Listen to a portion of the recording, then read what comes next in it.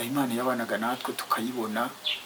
Hari umunsi umwe nari niciye muri sari wanjye ndi kubwira Imana nifuza kubona ukuboko kwawe. Nkibwira ko nzabona ukuboko kunini kuruta ukw'amaboko y'abandi.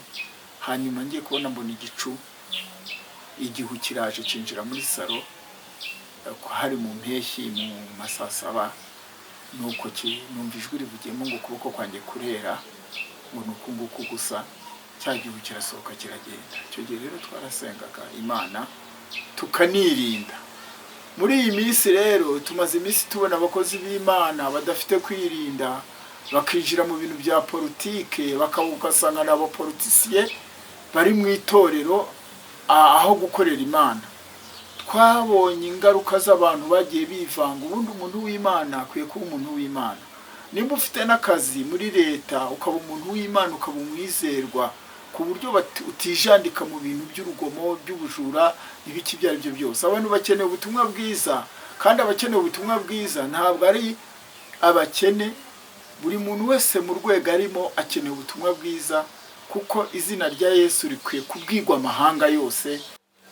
Muri aho nanone tubahaye ikaze kuri channel yacu Mwigengesero TV. Twari tumaze igihe nanone tutabonekaho, ariko tuba turagira ngo ikiganiro twabahaye mugire umwanya wo kugikurikirana. Ntabwo twahora tuzaho buri munsi, ariko turashima Imana yabanye natwe ikaturinda. Rero uyu munsi nanone twifuje ko twaganira ku ijambo ry'Imana. Ijambo ry'Imana ni rizima, rifite imbaraga. Reka dutangire dusenga. Mwami Yesu murengezi wacu, tugushimiye ko waturinze mu mwaka wahise, nanone twaba dutangiye undi mwaka. Turakwinginga kugira ngo uzadushyigikire, uzaduhe kugiramo ibihe byiza no gukora umurimo wawe. Dusabye umugisha abadukurikirana bose, imbabazi n'ubuntu bwawe bijye bibatwikira, ujye ubarindira imiryango uko buje n'uko bukeye, mu izina rya Yesu, amen. Amagambo rero nifuje ko tuganiraho ni amagambo yanditswe mu gitabo cy'ibyakozwe n'intumwa, ibice 14, umurongo wa 8 kugera ku murongo wa 17. Aya magambo aragira ati: Pawulo akiriza ikirema i Lusitira. I Lusitira hari umuntu wavutse aremaye ibirenge, ntabwo yari yarigeze atambuka. Uyumvishe Pawulo avuga, nawe amuhanze amaso, abona ko afite kwizera kwamuhesha gukizwa. Avuga ijwi rirenga ati: byuka uhagarika ibirenge byawe weme. Arabandaduka aratambuka. Abateraniye bose babonye icyo Pawulo akoze, bavuga ijwi rirenga mu Runyakoniya bati: Imana zitumanukiyemo zishushanije n'abantu. Maze Barinaba bamwita Zewu na Pawulo bamwita Herume, ko ari we warushaga kuvuga. Nuko umutangi wa Zewu ariyo yari ifite urusengero rwayo imbere y'umudugudu, azana amapfizi yambaye imyishwa ku irembo ry'umudugudu, ashaka gutamba igitambo we na rubanda rwari ruhari. Ariko intumwa Barinaba na Pawulo babyumvishe, bashishimura imyenda, baturumbukira muri rubanda, bavuga ijwi rirenga bati: mwa bagabo mwe, ni iki gitumye mugira mutyo? Natwe turi abantu buntu, tumeze nkamwe, kandi turababwira ubutumwa bwiza ngo mureke ibyo bitagira icyo bibamarira, muhindukirire Imana ihoraho yaremye ijuru n'isi n'inyanja n'ibirimo byose, ari nayo yakundiye amahanga yose mu bihe byashize kugendera mu migenzo yayo. Umurongo wa 17 niwo nagendereye. Ariko niyirekeraho itagira icyo kuyihamya, kuko yabagiriraga neza mwese, ikabavubira imvura yo mu ijuru, ikabaha imyaka myiza, ikabahaza ibyo kurya, ikuzuza imitima yanyu umunezero. Imana ibaha umugisha. Aya magambo rero ni amagambo atwereka imibereho y'aba Pawulo n'imibereho y'ahantu bavugaga ubutumwa, cyane cyane ko abantu baho bari barononekaye, niko nabivuga, kuko iri jambo riri kwerekana ko hari insengero zari zarubatswe kuri aho hantu i Lusitira. Insengero ebyiri, rumwe ngo rwari urw'Imana cyitwaga Herume, ikindi kikitwa Zewu. Abantu babisenga, ari naho tubona ko ngo aho hantu hari umuntu wari waravutse aremaye. abantu benshi bakunze guhura n'ibibazo, bagahura n'ibigeragezo. Ushobora guhura n'ikigeragezo ukabyara umwana uremaye, ukabyara umwana ufite ikibazo runaka, noneho ugatangira kugishakira mu miryango cyangwa se ukagishakira mu baturanyi ngo ni abarozi. Ariko ibyo bibaho rwose.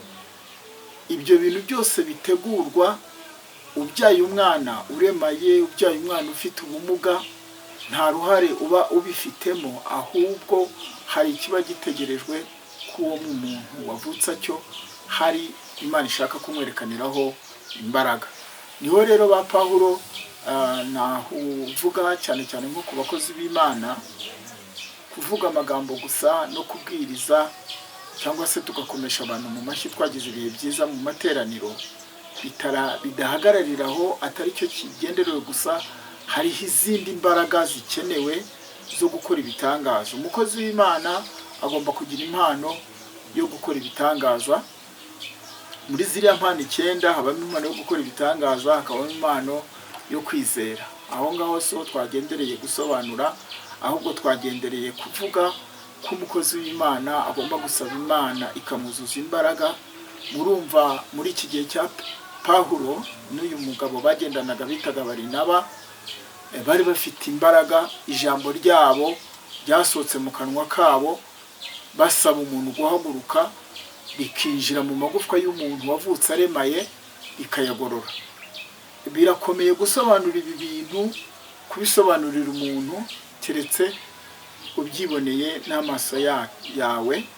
Twagiye tubona abantu benshi Imana yagiye ikorera ibitangaza, ikabirukanamo abadayimoni. Hari umugabo umwe twakoranye umurimo, twasenganaga, yari afite ikigeragezo gikomeye, akizwa. Yari afite intambara ikomeye. Mbere ubwe yanywaga akajerekani k'amazi ka litiro, ijerekani ubundi igira amacupa 30 cyangwa se litiro 20, akandi gace kayo kagira litiro 10. Yanywaga litiro 10 z'amazi, akazinywera ingunga, akazirangiza. Urumva ubwo buzima bwari ubuzima buteye ubwoba. Agahora mu bapfumu ngo arebe ko yakira icyo kintu ntibyakunda. Akagira umwana nanone, yaratuye mu cyahoze cyitwa Mugambazi, ubu ngubu hitwa Murambi. Akagira umwana wari ufite imyaka 2, hagati y'2 n'igice. Ubu yamaze kuba umusore, cyo korana yabaye n'umugabo. Yaryaga ikiro cy'ubugari, uwo mwana w'imyaka 2 n'igice, ikiro cy'ubugari akakimara. Ariko hakavuka ikigeragezo gikomeye cyane.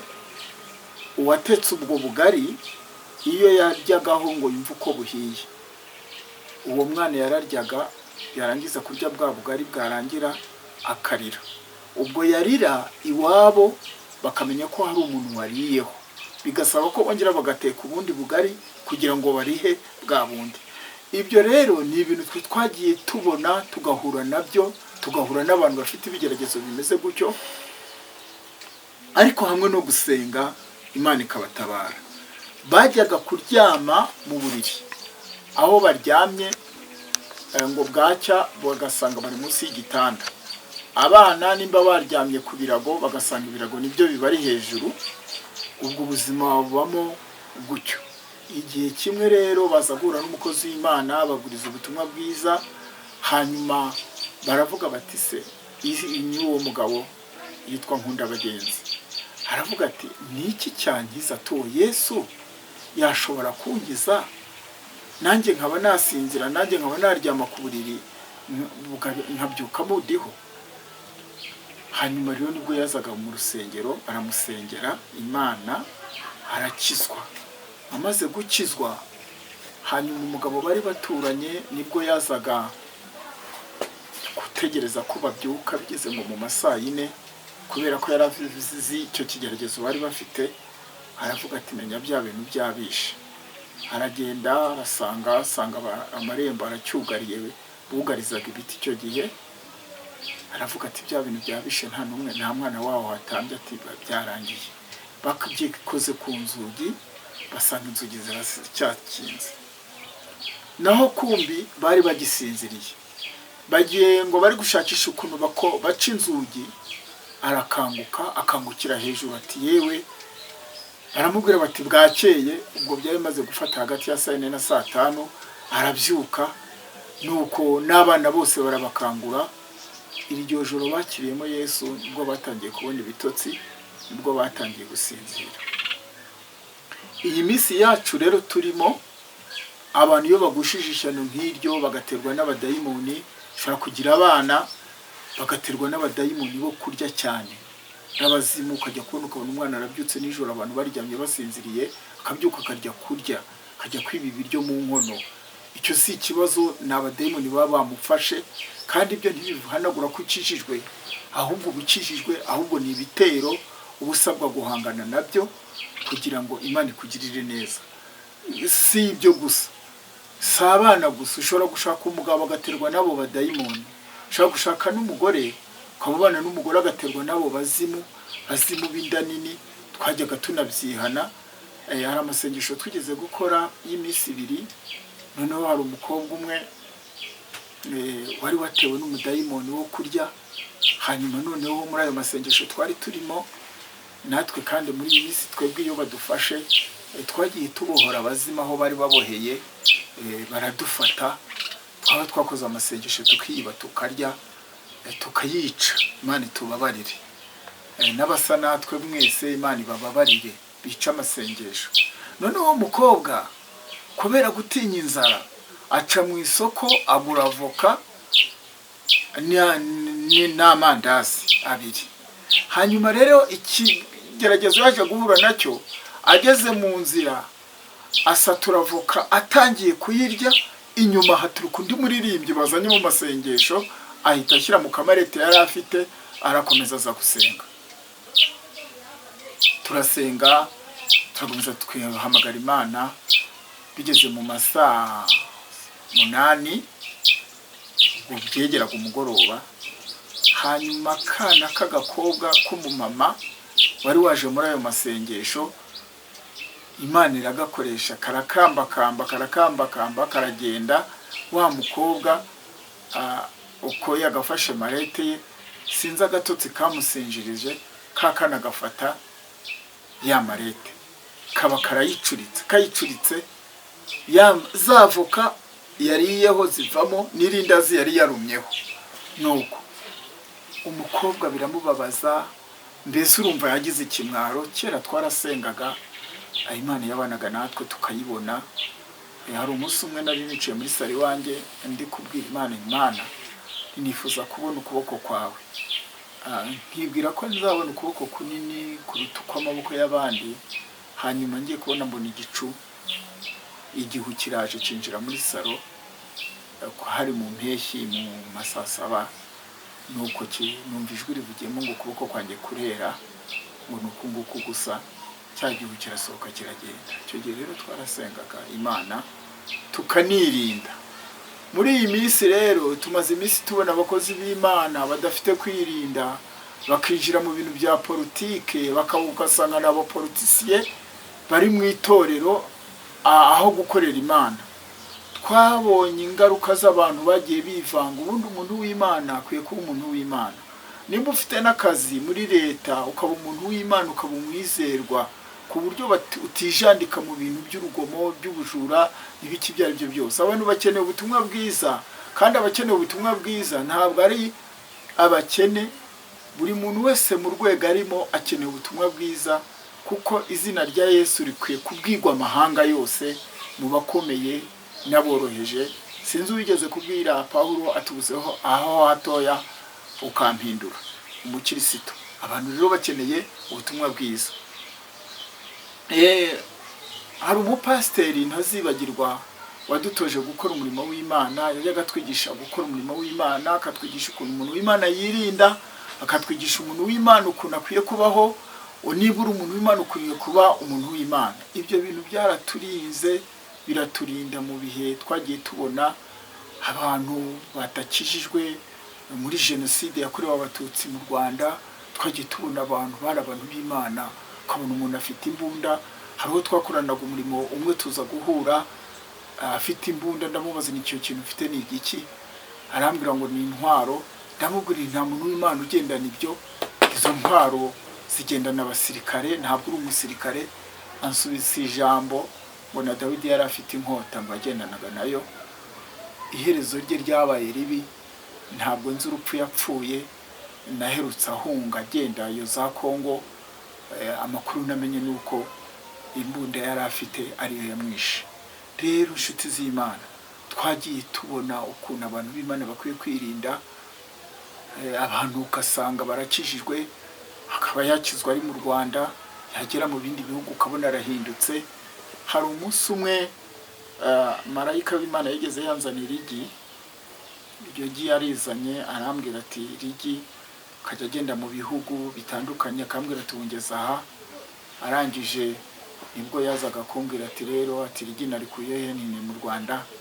Hanyuma arangije arambwira ati rero uko wabonye irigi narinyuranye ahantu hatandukanye, ukwiye gutunga agakiza kadahinduka mu bihe bihinduka.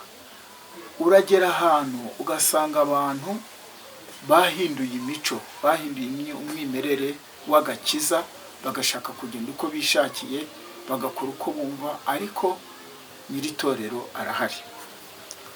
Ni muri urwo rwego rero twababwiraga, twabahaga ubwo buhamya bw'uwo mukozi w'Imana witwaga Nkundabagenzi, n'ubu aracyari, ariko wari ufite icyo kigeragezo cy'umwana.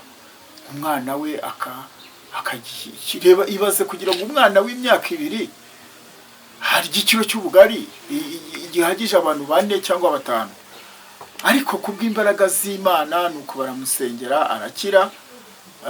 Abo umukristo ku itorero ry'iwabo habaye ibihe byiza, habaye ububyutse bukomeye, hakizwa abantu benshi batandukanye. Sitwarorera kuvuga iyo ububyutse bwaje, ntabwo ari ubwo kuvuga indimi gusa. Ububyutse iyo bwaje ntabwo ari ubwo kuvuga guhanura gusa, iyo bwaje buzana n'ubukire. Ako gasozi k'iwabo kajeho ubukire, abantu babona agasegereti batatekerezaga kubona. Nuko aha rero kuri aya magambo nagendereye, niho iri jambo ryerekana uyu muntu wari ufite ikigeragezo, wavutse ngo aremaye. Imana imukorera igitangaza, ijambo rivuye mu kanwa ka Pawulo riramugorora aba muzima. Nagira ngo nibutse abakozi b'Imana aho bari hose, n'umukristo wese urahari hose wakumva aya magambo. Wabyaye umwana uremaye, wabyaye umwana ufite ikigeragezo, wabyaye umwana agaterwa n'abadayimoni bo kurya no kunywa cyane, hari n'abaterwa n'ubwibone. Hari uwo nabonye wari waratewe no kwigwa yoga, akaba ari mu mazi, mu minota 3 akaba ageze mu mazi, bagira ngo ikintu cyose yakoraho agahita yoga umubiri wose. Abo ni abazimu baba bakwiriye guhagurukirwa. Nagira ngo rero mbararikire gukunda gusenga Imana no kubaza Imana y'ibyo bintu, no kwegera Imana kugira ngo idukorere ibitangaza. Birashoboka ko ufite ikigeragezo nk'icyo, ariko utangirane n'ibihe byo gusenga no kwiyeza no gusaba Imana kugira ngo igusure, ikwereka amaboko yayo. Imana rero ibaho umugisha. Muri make Imana yatabaye Nkundabagenzi, wanywaga amaritiro 15 amazi, akajerekani akayarangiza, ikamuhera abana agakiza, ikamukiriza umwana, akongera kuryama mu mahoro. Nayo yiteguye gukora ibitangaza. Numva rero twasoreza aha kuri uyu murongo wa 17. Abantu banze guhamya Imana, Imana ifite ikizakora ikihamya, ngo Imana ntiyirekeraho idafite icyo kuyihamya. Niho mwumvishe muri kiriya gihugu cya Amerika, numvishe ngo abantu basuzuguye Imana bavuga amagambo, umuriro urabafata. Birashoboka ko abantu bari bamaze guceceka Imana, bigaragara ko abakozi b'Imana batagifite ijambo, ariko Imana yabahaye ijambo. No kubwiriya nzu yarokotse, n'iriya modokari y'uriya mukristo, naryo mbese Imana igigarura ijambo, tutayihamije ifite ibintu izakoresha bikayihamya. Rero Imana ibaha umugisha. Tubifurije rero ko Imana yabana namwe, Imana ikabashyigikira, igakoresha amaboko yanyu no mu kanwa kacu hakavamo ijambo ikiza abarwayi.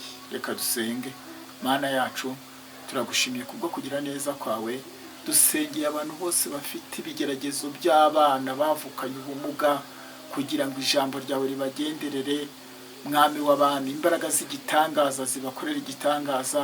Dusengeye abafite abana bafite ibigeragezo bitandukanye, abafite abavandimwe bafite ibigeragezo bitandukanye, umwuka wera abagenderere, bazumve bashima, tuzumve bashima ko Imana yakoze umurimo, mu izina rya Yesu, amen.